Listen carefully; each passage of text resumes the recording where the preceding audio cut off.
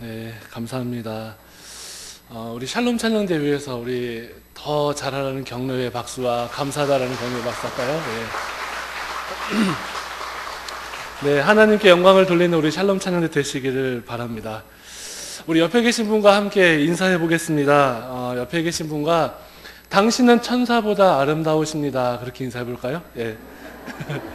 당신은 천사보다 아름다우십니다. 네. 자, 가짜로 말씀하시면 안 돼요. 자, 진심을 담아서. 네. 우리 진심을 담아서 이렇게 한번 인사해 봅시다. 당신의 눈을 보니 내 마음이 두근거립니다. 네. 당신의 눈을 보니 내 마음은 두근거립니다. 네, 맞습니다. 하나님의 백성인 교회 공동체는 천사보다도 아름답고 또 우리의 마음을 두근거리게 하는 그러한 교회입니다. 우리 오늘 설교의 제목을 가지고 인사해 볼까요? 구원의 은혜를 찬송합시다. 네. 예, 맞습니다. 우리는 하나님께 마땅히 찬양해야 합니다. 이사야 43장 21절에서는 이렇게 증거하지요. 이 백성은 내가 나를 위해 지었나니 나를 찬송하게 하려 함이니라. 맞습니다. 이 말은 정말 맞습니다. 오늘 본문이 기록된 이사야라는 성경책은 참 흥미로운 성경책입니다. 메시아에 대한 기록도 많이 있고 또 심판과 저주의 말씀도 많이 있고 또 회복과 소망의 메시지도 많이 있습니다.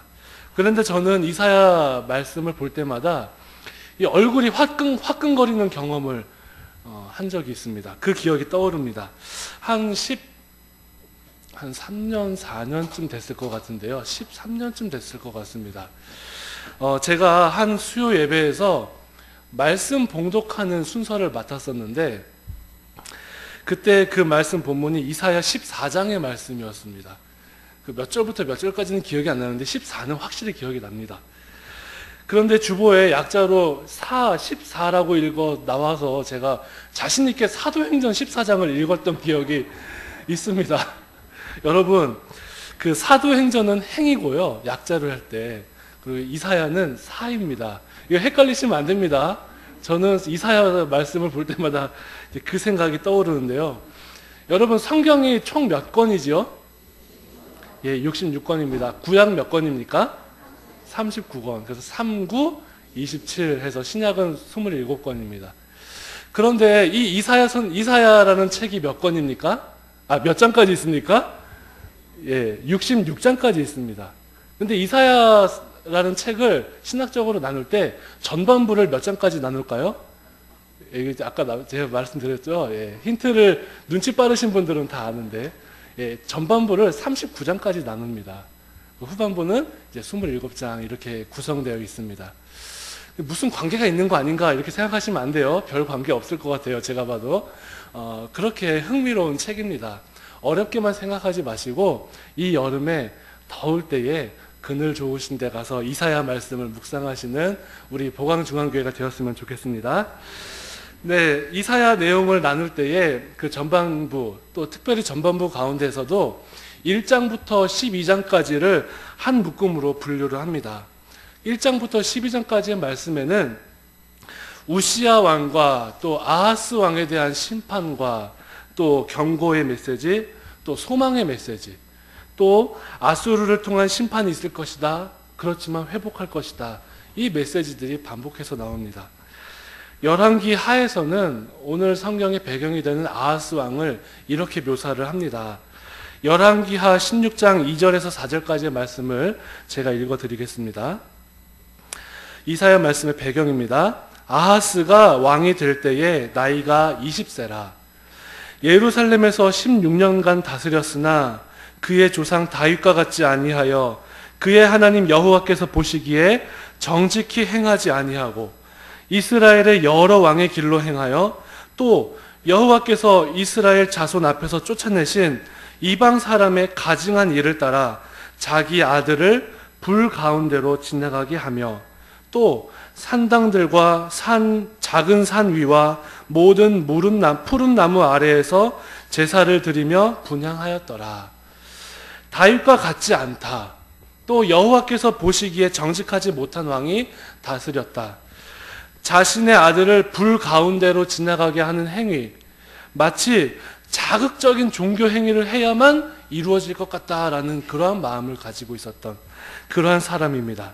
이방신을 섬기는 왕이었고, 또한 이러한 이방신을 섬기던 이 아하스 왕이 다스리던 때에는 하나님의 경고의 메시지를 주셨습니다. 그런데 저는 이 아하스 왕을 묘사하는 말씀 가운데 이곳에서 눈이 멈춰졌습니다. 바로 2절에 나오는 예루살렘에서 16년간 다스렸으나 그의 조상 다윗과 같지 아니하였다라는 구절입니다. 여러분, 왕이라고 하면 어떤 인물입니까? 절대 권력을 가지고 있는 사람입니다. 예전의 왕은 지금보다는 비교할 수 없을 만큼의 권력을 가지고 있습니다. 오늘 성경에 이 절대적인 권력을 가지고 치리했던 왕을 2명 소개했었는데, 방금 말씀드린 아하스 왕과 또 비교했던 다윗 왕입니다. 이 둘은 어떻게 다릅니까? 다윗은 이미 저보다 더 잘 알고 계시죠. 목동 출신이고 하나님을 잘 섬겼고 또 작은 것 하나까지도 하나님께 여쭈어보고 결정했던 그러한 왕이었습니다. 허물이 발견되었을 때는 하나님 앞에 무릎 꿇기를 주저하지 않았던 그러한 왕이었습니다. 그러면 아하스는요, 조금 전 성경 말씀을 본 것처럼 여호와 보시기에 정직하지 못하고 또 자신의 아들을 불 가운데로 지나가기를 그치지 않는 그러한 이방신을 섬기며 하나님의 메시지를 귓등으로 들었던 그러한 왕이었습니다. 여러분, 그렇다면 이 다윗과 아하스 왕의 가장 큰 차이는 무엇이겠습니까? 이 다윗과 아하스 왕의 가장 큰 차이는 이 왕이라는 신분을 가지고 또 그 왕이라는 권력을 가지고 무릎을 꿇을 수 있느냐, 무릎을 꿇을 수 없느냐의 차이입니다. 큰 권력을 가진 사람이 무릎을 꿇는 것은 쉽지 않습니다. 정말 쉽지 않습니다. 그렇지만 그럼에도 전능하신 하나님 앞에 무릎을 꿇을 수 있는 사람이 있는가 하면 무릎을 꿇지 않고 세상의 모든 권력을 가지고 내가 못할 것이 없노라 그렇게 다짐하는 사람도 있더라는 것입니다. 독일의 조사기관인 GfK라는 곳이 있는데 이곳을 세계 5위에 해당하는 조사기관이다라고 소개를 하더라고요. 며칠 전에 신문에서 보았는데 이곳에서 조사한 바에 따르면 세계 25개국의 나라 중에 가장 신뢰받지 못하는 직업으로 꼽힌 것이 정치인입니다. 25개 나라 가운데 23개 나라에서 정치인을 가장 신뢰할 수 없다라고 그렇게 꼽았다라고 합니다. 그리고 나머지 두 나라는 인도네시아와 스웨덴이었는데 인도네시아에는 보험 설계사가 신뢰받지 못한다. 그리고 스웨덴에서는 이렇게 소상공인, 이렇게 가게 하는 분들을 신뢰하지 못한다라고 조사를 했다고 합니다. 반대로 가장 신뢰하는 직업으로 뽑힌 것은 소방관, 또 간호사였다고 합니다. 정치인들이 왜 신뢰받지 못할까요? 그러면 또 소방관과 간호사는 왜 그렇게 신뢰를 받을까요? 저는 가끔 목회자와 정치인들이 많이 비슷하다라는 생각을 해봅니다. 목회자는 교회의 성도를 목양하는 것이고 또 정치인들은 한 나라의 국민들을 목양하는 것 아니겠습니까? 그런데 이런 기사를 보고 나니까 문득 제 자신이 제 자신의 모습과 지금 우리나라에 있는 정치인들의 모습이 오버랩이 되는 것입니다. 내가 정치인들의 마음을 가지고 목양하지는 않는가? 이런 생각도 해봅니다. 두려운 것입니다. 집에서도 그렇습니다. 저 자신조차도 그렇습니다. 저 자신도 자랑할 게 아무것도 없는 정말 부족한 사람인데 왜 그렇게 집에만 가면 하나님이 없는 것이냐, 내가 제일 높은 사람인 것이냐 막 이렇게 소리 지르고 내 마음대로 안 된다고 막 이렇게 소리치는지 모르겠습니다.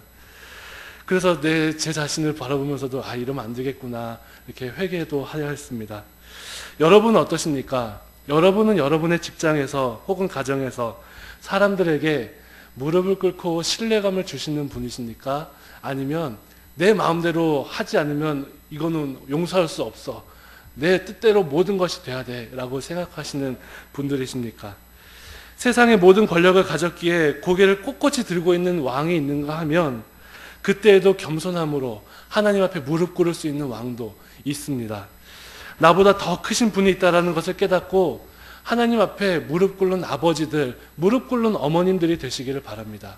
우리는 우리보다 더 높으신, 나보다 더 위에 계신 분들이 내 어머니, 내 아버지가 무릎 꿇는 모습을 볼 때 그 자녀들은 가장 큰 신뢰감을 가지고 가장 큰 안도감과 평안함을 느끼는 것입니다. 마찬가지로 목회자들이 하나님 앞에 무릎 꿇을 때 우리 성도들이 마음의 안심을 할 것이고, 또 정치인들이 나보다 더 높으신 분이 계신다라는 사실을 가지고 겸손한 마음으로 정치할 때 우리 국민들도 평안한 마음을 가질 것입니다. 우리 모두가 다 하나님 앞에 무릎 꿇는 어머님, 무릎 꿇는 아버지 되시길 바라고 무릎 꿇는 주님의 제자들 되시기를 주님의 이름으로 축원합니다. 오늘 성경 이사야 12장은 1장에서 11장까지 나오는 경고와 소망의 메시지, 또 심판과 회복의 메시지를 마무리하는 그러한 감사 찬양입니다. 그 감사 찬양은 한마디로 하면 우리가 아까 시작하면서 했던 인사, 구원의 은혜를 찬송합시다입니다. 좀 더 구체적으로 인사를 해보았으면 좋겠는데요. 구원의 은혜를 찬송합시다를 임마누엘의 구원을 찬양합시다. 우리 그렇게 한번 인사해 볼까요? 옆에 계신 분들하고 인사해 봅시다. 우리 임마누엘의 구원을 찬양합시다. 예, 저는 이사야 12장 말씀을 한 주간 묵상하면서 이 말씀이 우리의 인생의 모습의 축소판이다라는 그러한 느낌을 받았습니다. 하나님을 떠나고 하나님의 마음을 몰라주는 이들이 있습니다. 그들에게 하나님은 계속해서 메시지를 보내고 계십니다. 그래도 그 사람들은 듣지 않습니다. 그리고 이사야 선지자를 통해서 머지않아서 큰 환난이 닥칠 것이다, 큰 어려움이 닥칠 것이다, 그렇게 선포합니다. 나라를 잃은 슬픔도 당할 것이고 포로로 잡혀가는 슬픔도 당할 것이다, 그렇게 이사야 선지자를 통해서 예언합니다. 그리고 그 모든 때에, 그 모든 기간 동안 임마누엘 하시는 하나님이 함께 계실 것이다, 그런 메시지를 선포하는 것입니다. 그리고 오늘 12장의 마지막으로 하나님의 대망의 회복의 메시지를 허락하여 주시는 것입니다. 우리의 인생도 마찬가지 아니시겠습니까? 우리가 하나님 앞에 드리는 찬양의 제목은 어떤 것이 있습니까? 우리가 하나님 아버지 앞에 드리는 감사의 제목은 무엇이 있습니까? 하나님, 내 사업이 번창하여서 참 감사합니다. 또 하나님, 우리의 자녀들이 좋은 대학도 가고 좋은 직장도 가고 참 감사합니다. 하나님, 내가 낫기 힘든 병이었는데 나았습니다. 참 감사합니다. 여러분, 이것도 정말 귀하고 정말 중요합니다. 이 기도의 제목을 놓치면 안 됩니다. 하지만 그때에도 우리가 잊으면 안 되는 가장 큰 감사의 제목이 있습니다. 바로 말씀드렸던 날 구원하신 하나님의 은혜, 나를 십자가의 은혜로 구속하시고 천국의 백성을 삼아주신 그 하나님의 은혜, 그 은혜 감사합니다. 이것이 첫 번째 감사의 제목이 되어야 합니다. 내가 가진 것 아무것도 없고 내세울 것도 없지만 그럼에도 나 같은 죄인도 하나님께서 구속하여 주셔서 천국의 백성 삼아 주셨다. 이것이 우리의 1번의 감사 제목입니다. 높은 산이 거친 들이, 우리 내영혼이 은총이 보죠. 높은 산이 거친 들이 초막이나 궁궐이나 내 주 예수 모신 곳이 그 어디나 하늘나라. 예, 맞습니다. 높은 산이 거친 들이 초막이나 궁궐이나 그 어디나 우리 주님이 함께하고 계시는 그곳이 바로 하늘나라입니다. 여러분, 임마누엘의 뜻은 무엇입니까? 하나님이 우리와 함께 계신다. 여러분, 하나님이 우리와 함께 계심을 믿으십니까? 그렇다면 임마누엘의 구원을 찬양하시기를 바랍니다. 그러면 거친 들에서도 찬송할 수 있습니다. 그러면 초막이라 해도 또 거친 들이라 해도 하나님 앞에 찬송할 수가 있습니다. 여러분, 천지를 창조하시고 나를 위해서 십자가에 달리시고 또 나를 천국의 백성으로 삼아주신 그 하나님의 은혜, 또 환난 때에도 고통 때에도 형통할 때에도 나와 함께 하셨기에 나를 구속하신 그 하나님의 은혜, 이것이 바로 우리의 찬송의 제목입니다.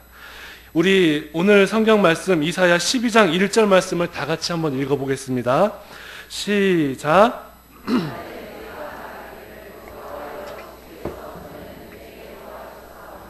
이제는 주의 진노가 돌아섰고 또 주께서 나를 안위하시오니 내가 주께 감사하겠나이다 할 것이니라. 아멘. 예, 12장 1절에 보시면 주께서 노하시던 그때에도 나와 함께 하셨다라고 고백합니다. 주께서 노하셨던 그때에도 나를 놓지 않으셨습니다. 우리의 인생에도 하나님이 노하시는 때가 있는 것 같습니다. 지금 그 고난의 거친들을 지나가는 분들도 계시리라고 생각합니다. 모세가 지은 시편 90편에는 이렇게 고백하지요. 우리의 모든 날이 주의 분노 중에 지나가며 우리의 평생이 순식간에 다하였나이다.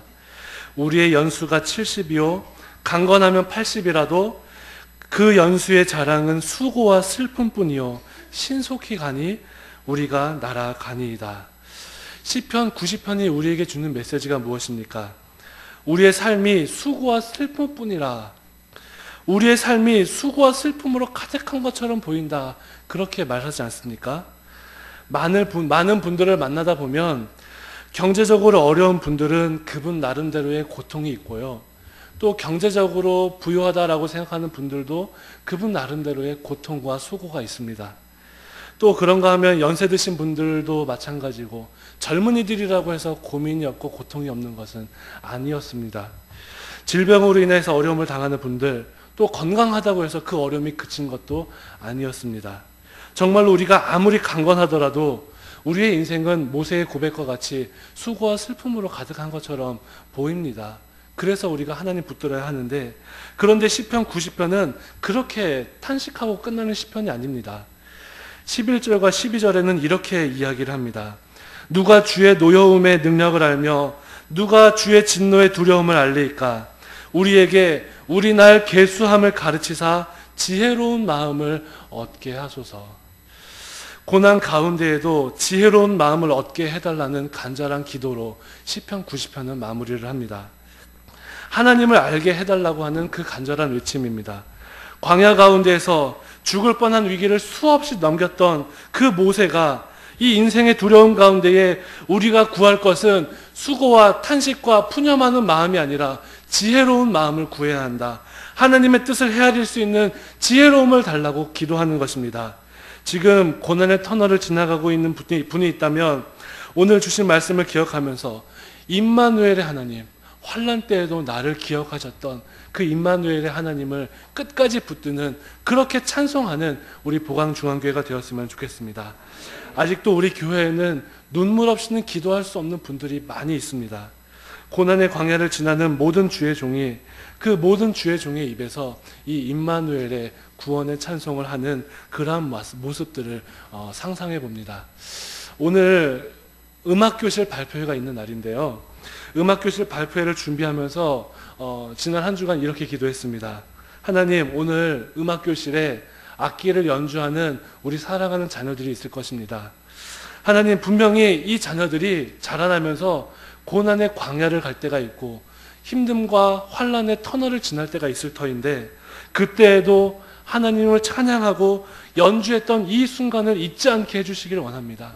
그래서 하나님께 무릎을 꿇을 수 있는 그러한 멘토들을 만나게 하시고, 또 이 아이들도 하나님께 겸손하게 무릎을 꿇고 끝까지 이 환난의 때에도 나와 함께 하시는 하나님이 계신다라는 것을 잊지 않는 자녀들로 자라났으면 좋겠습니다. 그렇게 기도했습니다.